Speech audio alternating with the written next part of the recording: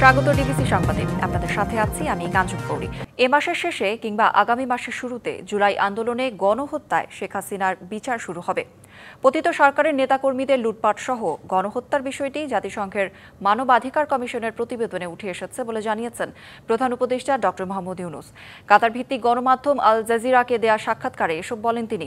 এ সময় প্রধান উপদেষ্টা বলেন, অন্তর্বর্তী সরকারের আমলেই সবচেয়ে ভালো নির্বাচন হবে। ওই সাক্ষাৎকারে বাংলাদেশের নির্বাচন সংস্কার, শেখ হাসিনার সরকারের অনিয়ম দুর্নীতির বিচার সহ সম্প্রতি চীন সফর নিয়ে কথা বলেন বাংলাদেশের প্রধান উপদেষ্টা ডক্টর মোহাম্মদ ইউনূস। ট্রাম্প প্রশাসনের সাথে গভীর সম্পর্কের কথা জানিয়ে তিনি আরও বলেন, এ অঞ্চলের মানুষের জীবন মান উন্নয়নে সার্ক ও বিমস্টেক জোটকে সক্রিয় করা জরুরি।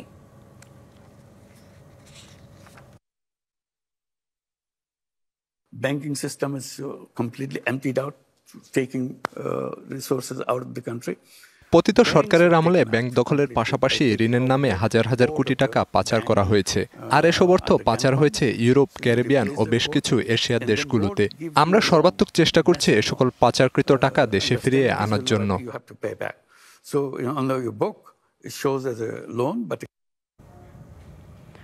উপদেষ্টা আসিফ মাহমুদের এপিএস মোয়াজ্জেম এবং নূরজাহান বেগমের প্রিয় তুহিন ফারাবি এবং ডাক্তার মাহমুদুল সহ বিতর্কিতদের দুর্নীতির বিরুদ্ধে ব্যবস্থা নেওয়ার দাবি উঠেছে।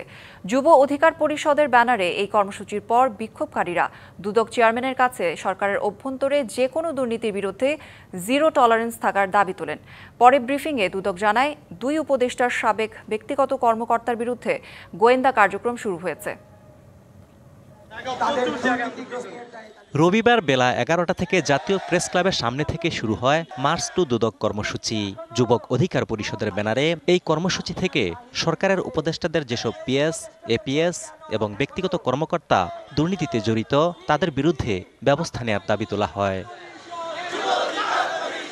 মিছিলটি সেগুনবাগিচা দুদকের কার্যালয়ের সামনে গিয়ে শেষ হয়। বিক্ষোভকারীদের অভিযোগ, স্থানীয় সরকার উপদেষ্টা আসিফ মাহমুদের সাবেক এপিএস মোয়াজ্জেম হোসেন তদবির বাণিজ্যের মাধ্যমে শত কোটি টাকার মালিক হয়েছেন। প্রায় একই ধরনের অভিযোগ তোলা হয় স্বাস্থ্য উপদেষ্টার ব্যক্তিগত কর্মকর্তা তুহিন ফারাবি ও ডাক্তার মাহমুদুল হাসানের বিরুদ্ধেও।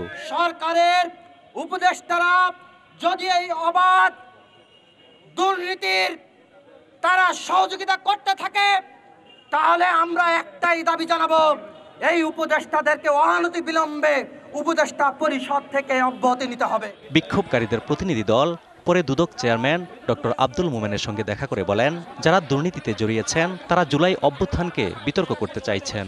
যে উপদেষ্টারা রয়েছেন তাদের পিএস, এপিএসরা দুর্নীতিতে জড়িয়ে পড়ছে। এনসিপির বিভিন্ন তানভীর নামে নতুন দরবেশের উদ্ভব ঘটছে, যারা শুধুমাত্র বই ছাপিয়েই 400 কোটি টাকা মেরে দিচ্ছে। 15 দিনের মধ্যে যদি তাদের তদন্ত শেষ না করে, গ্রেপ্তার না করে, তাহলে আমরা কঠোর কর্মসূচি দিতে বাধ্য হব। আমরা চাই এই সরকার দুর্নীতিমুক্ত একটা সরকার হোক। সেজন্য আমরা দুদক চেয়ারম্যান মহোদয়কে বলেছি, যারা দুর্নীতির সাথে জড়িত তাদেরকে আইনের আওতায় আনেন। বিকেলে ব্রিফিংয়ে দুদকের মহাপরিচালক জানান, এসব বিষয়ে গোয়েন্দা অনুসন্ধান কার্যক্রম শুরু হয়েছে। দুইজন উপদেষ্টার এপিএস, পিএস যাদের কথা আপনারা উপস্থাপন করেছেন, সেই বিষয়ে কমিশন আমাদের দুর্নীতি দমন কমিশন আইন বিধিমালা অনুযায়ী যে প্রক্রিয়া অনুসরণ করে কার্যক্রম গ্রহণ করতে হয় সেটি আমরা করছি। অজিত সরকার, ডিবিসি নিউজ, ঢাকা। সিলেট থেকে রপ্তানি বাণিজ্যে রচিত হলো ইতিহাস। স্বাধীনতার পর উত্তর পূর্বের এই জনপদ থেকে ইউরোপের উদ্দেশ্যে উড়াল দিল কার্গো ফ্লাইট। প্রথম ফ্লাইটে স্পেনের উদ্দেশ্যে 66 টন গার্মেন্টস পণ্য রপ্তানি করা হলো। উদ্বোধনী অনুষ্ঠানে বাণিজ্য উপদেষ্টা বলেন, ভারতের ট্রান্সশিপমেন্ট সুবিধা বাতিলের পর চ্যালেঞ্জ মোকাবিলায় নবযাত্রার সূচনা হলো। রাত 8টা ছুঁই ওসমানী আন্তর্জাতিক বিমানবন্দরে ওয়াটারগান স্যালুট দিয়ে সম্মান জানানো হচ্ছে কার্গো ফ্লাইটকে। এর কয়েক মিনিট পরই অন্ধকার ভেদ করে উড়াল দেয় পণ্যবাহী বিমানটি। গ্যালিস্টিয়ার এভিয়েশন পরিচালিত কার্গো বিমানটি বহন করে নেয় 66 টন গার্মেন্টস পণ্য। গন্তব্য স্পেনের জারাগোজা।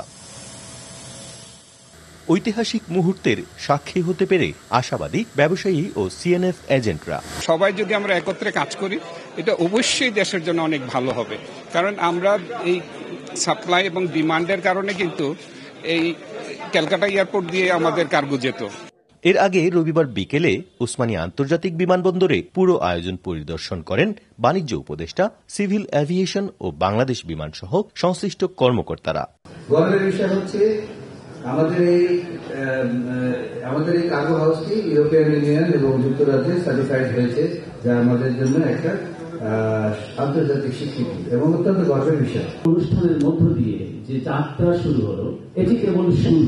আমি বিশ্বাস করি যে এই যাত্রা অব্যাহত থাকবে এবং সিলেটের মানুষদেরকে অন্তত আর তাদের দাবির জন্য আকুতি জানাতে হবে না, বিশেষ করে বিমানবন্দর রিলেটেড ইস্যুগুলোতে। ভারতের ট্রান্সশিপমেন্ট সুবিধা বাতিলের পর চ্যালেঞ্জ মোকাবেলার চেষ্টা করছে সরকার, জানান বাণিজ্য উপদেষ্টা।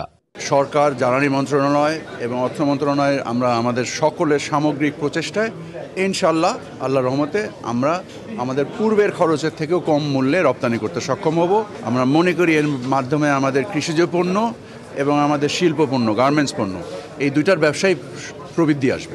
সিলেট থেকে 1 মে ও 4 মে পরবর্তী কার্গো ফ্লাইট উড়াল দেওয়ার কথা রয়েছে। এ যেন অর্থনৈতিক সমৃদ্ধির পথে স্বপ্নযাত্রার সূচনা হলো। সরাসরি সিলেট থেকে গার্মেন্টস পণ্য পৌঁছে যাচ্ছে ইউরোপের পথে। ব্যবসায়ীরা বলছেন, এর ধারাবাহিকতায় এই অঞ্চলের অর্থনীতি যেমন সমৃদ্ধ হবে, তেমনি জিডিপিতেও এর অবদান থাকবে অনেক। তবে স্থানীয় ব্যবসায়ীরা বলছেন, সিলেট যেহেতু কৃষিভিত্তিক এলাকা, সেক্ষেত্রে টেস্টিং ল্যাব এবং প্যাকেজিং সেন্টার চালু করলে এখানকার কৃষিজাত পণ্য খুব সহজেই ইউরোপের বড় বাজারগুলোতে পাঠানো সম্ভব। প্রত্যুষ তালুকদার, ডিবিসি নিউজ, ওসমানী আন্তর্জাতিক বিমানবন্দর, সিলেট। পিএসসি সংস্কার ও প্রশ্নপত্র ফাঁসে জড়িতদের শাস্তির দাবিতে দ্বিতীয় দিনের মতো ঢাকা ময়মনসিংহ রেলপথ অবরোধ করে বিক্ষোভ করেছে বাংলাদেশ কৃষি বিশ্ববিদ্যালয়ের শিক্ষার্থীরা। রবিবার রাত 8টার দিকে বিশ্ববিদ্যালয়ের জব্বারের মোড় এলাকায় রেলপথ অবরোধ করে শিক্ষার্থীরা। রাত 10টা পর্যন্ত চলে বিক্ষোভ কর্মসূচি। এতে ময়মনসিংহ স্টেশনে আটকা পড়ে ঢাকাগামী অগ্নিবীণা এক্সপ্রেস ট্রেন। এছাড়া বিভিন্ন স্টেশনে আটকা পড়ে আরও একাধিক ট্রেন। এর আগে কেন্দ্রীয় লাইব্রেরির সামনে বিক্ষোভ সমাবেশ ও মানববন্ধন করেন শিক্ষার্থীরা।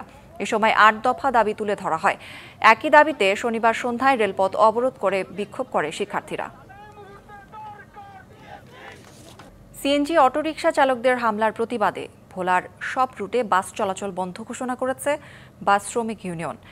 রবিবার সন্ধ্যা 6টা থেকে ভোলার অভ্যন্তরীণ 5টি রুটে বাস চলাচল বন্ধ রয়েছে। বীরশ্রেষ্ঠ মোস্তফা কামাল বাস স্ট্যান্ড এলাকায় বিক্ষোভ মিছিল করেছে শ্রমিকরা। আটকে রাখা হয়েছে অন্তত 10টি সিএনজি অটোরিকশা। বাস শ্রমিকদের অভিযোগ, বিকেলে ভোলার চর ফ্যাশন বাজারে যাত্রী ডাকাকে কেন্দ্র করে সিএনজি অটোরিকশা চালকরা অন্যান্য পরিবহনের চালক ও শ্রমিকদের মারধর করে গুরুতর আহত করে। এই ঘটনার প্রতিবাদে অনির্দিষ্টকালের জন্য বাস ধর্মঘট ডাকা হয়। ঢাকা বিশ্ববিদ্যালয়ের পরিসংখ্যান বিভাগে data analytics and service centre নির্মাণে 10 লাখ টাকার চেক দিয়েছে আল আরাফা ইসলামী ব্যাংক। রবিবার উপাচার্যের সভাকক্ষে ভিসি অধ্যাপক ডক্টর নিয়াজ আহমেদ খানের কাছে চেক হস্তান্তর করেন ব্যাংকের ব্যবস্থাপনা পরিচালক রাফাদুল্লাহ খান। এই স্পন্সরশিপের জন্য আল আরাফা ইসলামী ব্যাংক কর্তৃপক্ষকে ধন্যবাদ জানান উপাচার্য। পাশাপাশি তিনি বিশ্ববিদ্যালয়ের সঙ্গে জনগণের সম্পর্ক আরও জোরদারের ওপর গুরুত্বারোপ করেন। চেক হস্তান্তর অনুষ্ঠানে উভয় প্রতিষ্ঠানের সংশ্লিষ্টরা উপস্থিত ছিলেন।